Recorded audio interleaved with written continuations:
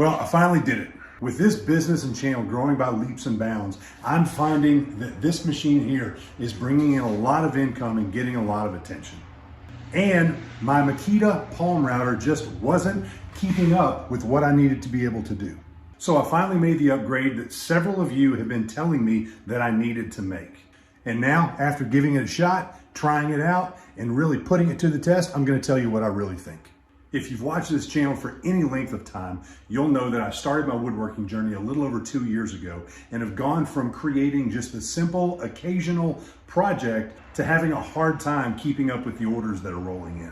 And a large amount of that business and that money comes directly from my Onefinity CNC. So I took your advice and I upgraded from a simple Makita palm router to a CNC Spindle. And so now we're gonna check it out today and see how it performs and look at the one feature that changes everything. Now, before we go any further, I do want you to know that I'm not formally affiliated or employed with PWNCNC. I did reach out to them and ask them if they wanted to send me some equipment for me to evaluate and use in my shop. So thank you very much, PWNCNC, for that. There are affiliate links down below if you're interested in checking out any of this equipment that we're talking about. So this video is not necessarily a PWNCNC video. It's just a video about upgrading to a spindle from a palm router.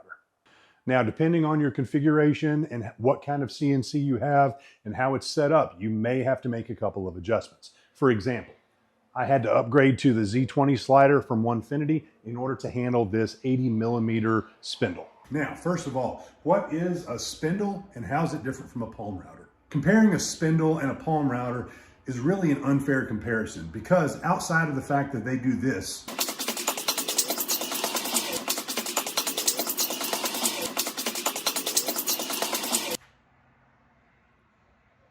really fast, there's not much more in common between the two.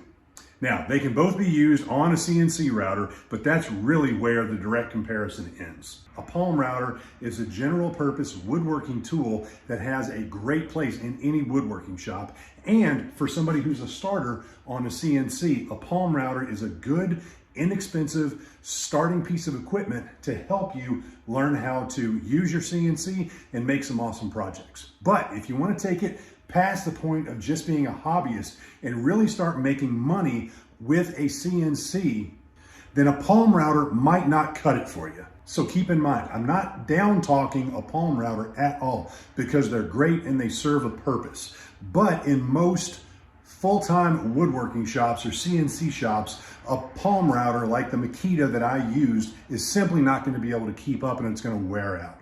Palm routers just aren't intended to be run for several hours at a time. Now, a palm router is inexpensive, cheap enough to replace if needed, and it's a great entry-level router for getting things up and running for many CNCs. However, upgrading to a spindle is definitely an upgrade, especially one feature that I hadn't even considered until I actually got this system up and running. So let's take a look at my choice of spindles, the PWNCNC 1.5 kilowatt, 110 volt spindle.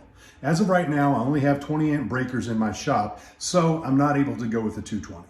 Also, I went with the air-cooled system, and we'll talk about that more in just a minute. So what are the advantages of using a spindle over a palm router? One of the biggest selling points of a spindle is the decreased noise. Now, when you really think about it, you typically have dust collector going, the noise from your spindle or your router, as well as the noise from the router bit cutting into the material, all factoring into that noise. So noise caused by a CNC is really a three-headed monster. If you make the switch to a spindle, the noise from the bit as well as the noise from your dust collection won't change. So the only real advantage on the noise front, in my opinion, is the decreased noise from the router itself, which while not outrageous, is noticeably quieter. The spindle also has less run out, which is the error caused by the rotation of a router or spindle. Even though in my experience, the run out was very slight with a palm router, the run out on a spindle is less, which can help decrease the noise of the bit as well as the accuracy of your cuts.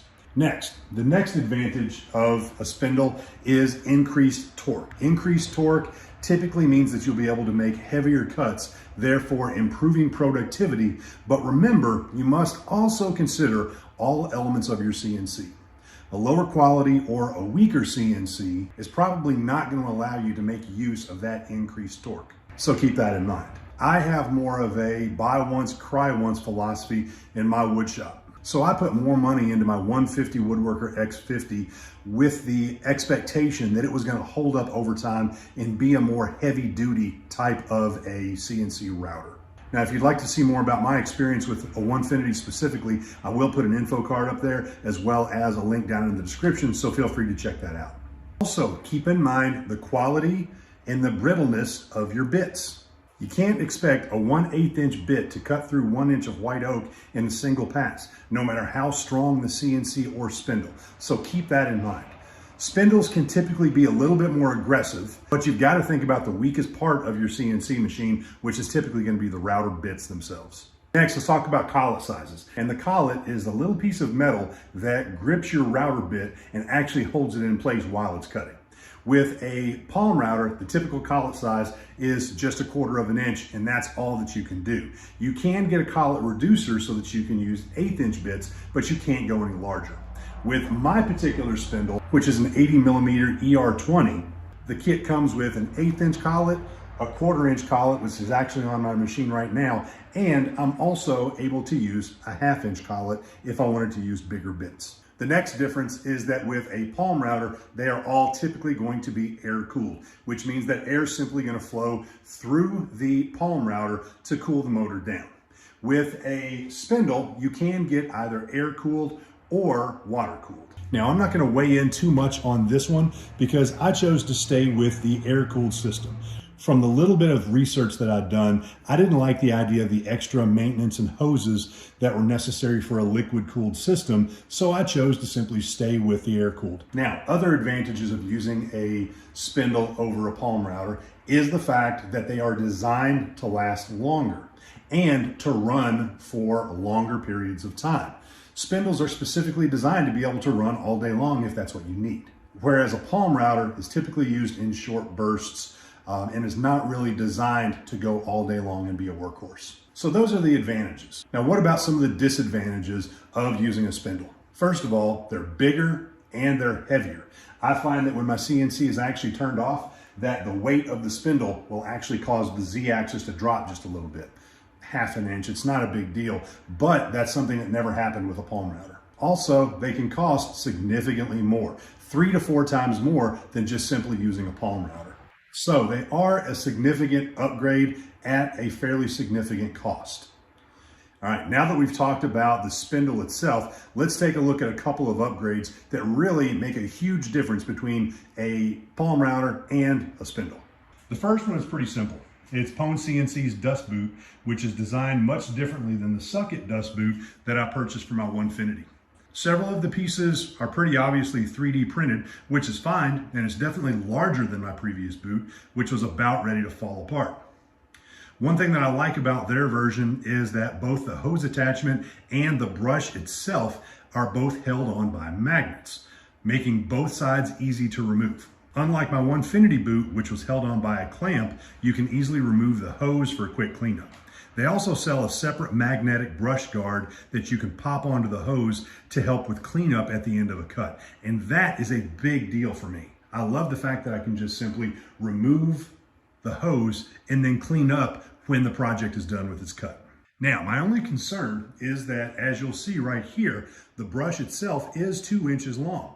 And the only problem that I see with this is that if you're not careful and have the boot installed too low on your spindle, I could see the possibility of the brush getting bound up in the rotating bit. It's not happened to me, but just be sure to check that when you're adding your boot. That's very important, and I could see that possibly being an issue.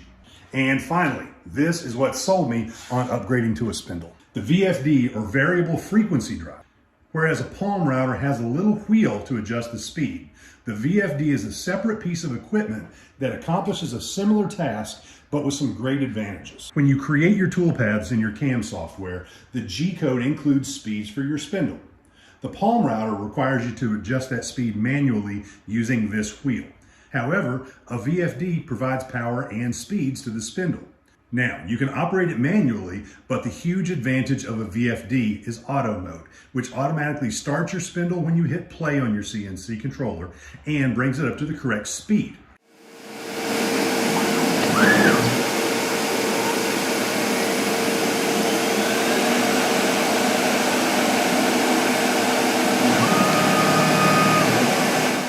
That's a game changer for me because I know that my spindle is always going to be moving at the proper speed, and as soon as I hit play on my controller, I know that my spindle is going to come up to speed on its own. That means no more broken bits because some idiot forgot to turn on his palm router, which has happened on more than one occasion. So I hope you've gotten something useful out of this, and if so, I'd appreciate it if you hit that like button down below, and if you feel I've earned it, I'd love to have your subscription as well. And if you're interested in checking out PWNCNC's products, I've placed some links down in the description. So let's get out there and make some stuff.